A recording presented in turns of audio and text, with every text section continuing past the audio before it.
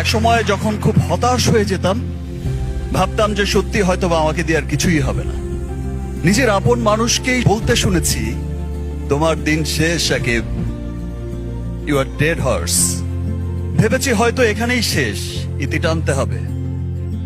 আবার ভেবেছি যাওয়ার আগে একটা ট্রাই করে যাই, না হলে চলে যাব, ছেড়ে দেব চলচ্চিত্র। যা পেয়ে শূন্য হাতে এসেছিলাম, যা পেয়েছি তা অনেক।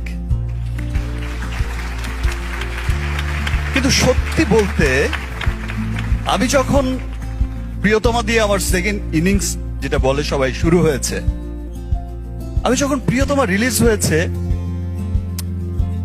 তখন দেখেছি যে এত মানুষের ভালোবাসা।